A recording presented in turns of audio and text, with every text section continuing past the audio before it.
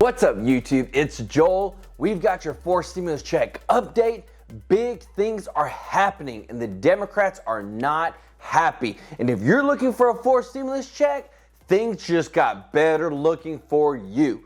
Democrats are pretty much set to go through the budget reconciliation without the GOP support because the Republicans blocked a signature election bill from the Democrats. So now the leader of the House, Nancy Pelosi, and the leader of the Senate, Chuck Schumer, are in talks with the White House on this infrastructure bill to get it through with budget reconciliation fast. We have Democrats now pushing for major reform to Medicare and Social Security through this $6 trillion stimulus package, and Elizabeth Warren and Chuck Schumer are both now pushing for Biden to extend the freeze on student loan payments that ends in October. This is your stimulus and economic news update, and I hope you're having a wonderful day. And if you don't mind, could you do me a huge favor and click that like button for this video? It really helps the video to grow, to get out to more people, and to grow the channel. And please, if you're not subscribed, go ahead and do that to stay up to date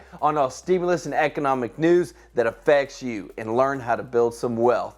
Plus, if anyone asks you for personal info or to contact them on WhatsApp, it's not me, it's fake. Please don't do it. So wow, Democrats are not happy. And I think this was one of the final straws, and it's starting to show. Republicans blocked the Democrats' voting bill in the Senate.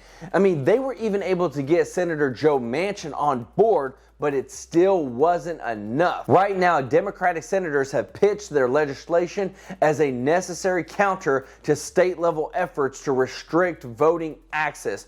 But Republicans, they think that it's a partisan power grab and a federal overreach into state voting and election systems. So this dealt a huge blow to the Democratic agenda, and now it's at a point where they feel that moving forward, any other bills that are brought forth, they just need to go at it alone, because they don't have any support from any Republicans.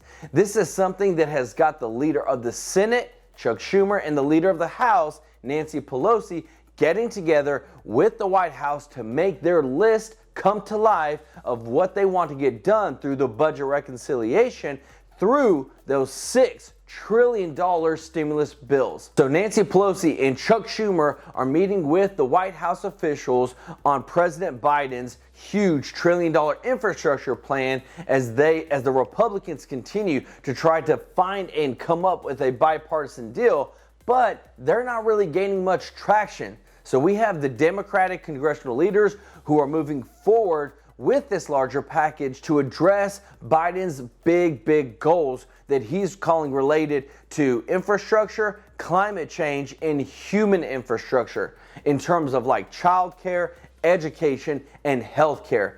And because the bill is so large, it's not really gaining any Republican support. So the Democrats are preparing the budget resolution, which is basically the first step in getting the budget reconciliation process going, which would allow for this to go through and pass with just the Democrats not needing any Republican support. We even had a White House press secretary, Jen Psaki, who said, while progress was made, more work remains to be done. And that's what's going on right now, because they do have a lot that is done, but they got to get all the details in order to get this passed through properly the first time. But she said that Biden is redoubling his engagement this week with the Democrats over in the White House to move this faster and get it done faster. Because in the minds of some, we have heard from the leader of the House and the leader of the Senate that we would see these bills on the floor of Congress in July. They're discussing these huge $1 trillion stimulus bills, which they want to get done through the budget reconciliation process, because to them, there's no other way to get it done. And the Republicans are thinking too small. So let me know your thoughts on where you feel like this is at, and should they go at it alone or shouldn't they? Or should they go through a bipartisan bill? Let me know down in the comments. But another big ticket is big reform to the Medicare program and the Social Security program. Some of the Democratic goals have been to lower the Medicare's eligibility age from 65 to actually 55. but right now they're kind of settling around 60. And also they want to expand the program to cover dental work, glasses and eye surgeries, as well as hearing aids for our seniors, which to me makes sense. If you incur most of those issues as you get older, why not put those in the Medicare? So one of the biggest concerns though is that the added cost would be too much for the program and it wouldn't be able to sustain itself. So that's where they have proposed adding the 3.8% Medicare tax to those making over $400,000 a year or more to cover the additional costs. Now this has a lot of support on the Democratic side and is making headway, and this is what the plan seems like is going through to make sure that they get these additional things added so that it's paid for. With that, we also have the reform to Social Security in terms of the amount of assets that each individual can have, because that was actually set like 30 plus years ago at $2,000 and $3,000, and right now they want to raise that to accompany to modern times, which it makes sense. And then they also want to get the cost of living adjustment higher. So last year, the cost of living adjustment was like 1.3%, but they expect it to be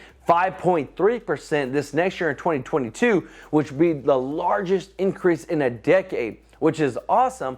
But the concern is that many of the Social Security recipients are still living below the poverty level. And just as they have expanded the child tax credit to allow for families to receive those monthly stimulus payments to cover the cost of like raising their children, they're wanting to expand the Social Security program to add an additional $200 per month to all Social Security recipients, on top of bringing everyone on Social Security, SSI, SSDI, all of them, to at least 125% of the federal poverty level, which would put them at receiving $1,341 per month rather than the average $794 per month that is going on now. And the biggest pushes are so that more Americans are able to move forward and get out of poverty. And that's why we've got even Elizabeth Warren and Chuck Schumer, who are both now pushing big time on Biden to extend the freeze on the student loan repayments. There's actually 64 lawmakers, including Schumer and Warren, who have sent a letter to Biden to urge him to take action before the September 30 deadline, when the loan forbearance period officially ends. The Democrats requested that Biden extend the pause until March 31st of 2022, or until the economy returns to its pre-crisis levels, whichever is longer. Because right now, the average payout for those student loans is $394. And Warren has argued that if this cost is put back on Americans right now, that it's going to cripple a lot of American families and set them back from all the progress that has been made with them not having to pay for those. In the letter that they sent to Biden, they said the suspension of payments and interest during the pandemic has provided essential relief to borrowers and their families during this economic and public health crisis. Restarting payments, however, will present a significant challenge for borrowers, loan servicers, and the Department of Education, and we urge you not to let the payment pause lapse when borrowers are still depending on this financial relief.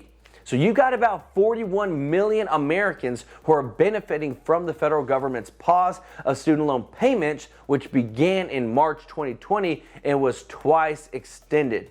So again, it's trying to keep people above water. It's trying to keep people from getting in a hole and not being able to move forward. So because of, even though these things might be getting better in terms of the pandemic, we're still hurting from everything that really hit us last year, and people are still trying to get back to normal.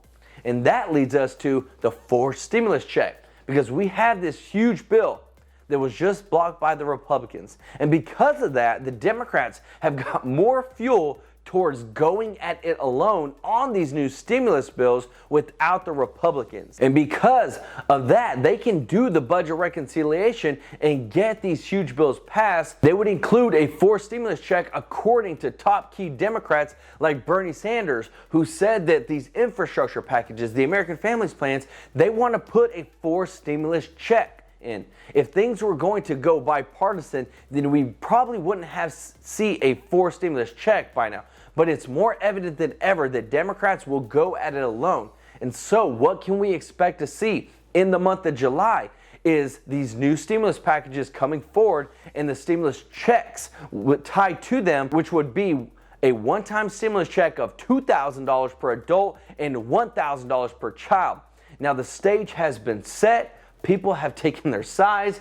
With this, the Democrats will be able to fulfill their agenda, and a lot is going to happen in the next couple of weeks. But let me know your thoughts on these bills, these $6 trillion bills, the 4 stimulus checks in the comments section, and let's talk about it. Where do you side, and how much do you think we should spend, or are we spending too much? Because we're talking about a lot of money. Not millions, not billions, but trillions of dollars.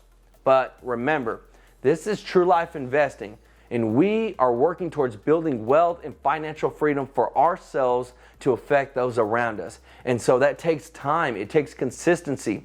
Whether it's $5 a week, $20 a week, it's time to start investing and have your money work for you and grow for you.